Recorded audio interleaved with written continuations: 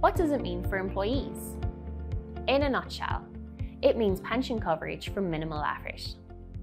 Those that meet the eligibility criteria will be automatically enrolled, and they won't have to do anything to trigger this. The design of the default strategy means they won't have to make any investment decisions, which can be an anxious thought for those who don't know anything about the investment world.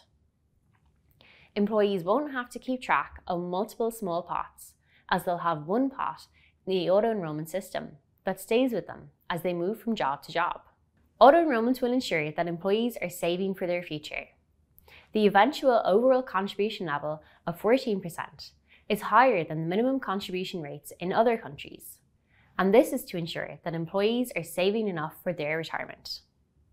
The benefits paid from the auto-enrollment scheme will be in addition to any state pension entitlements, so it's an extra boost for your retirement.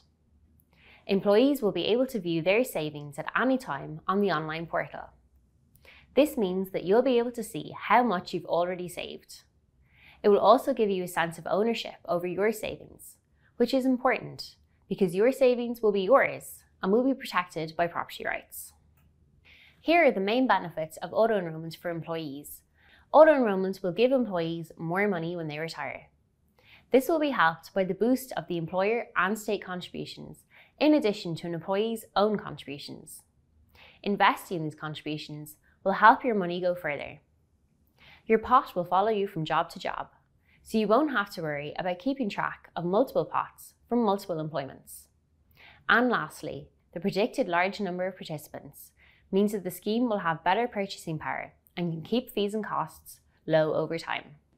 For more information, you can visit our website, gov.ie/auto-enrollment.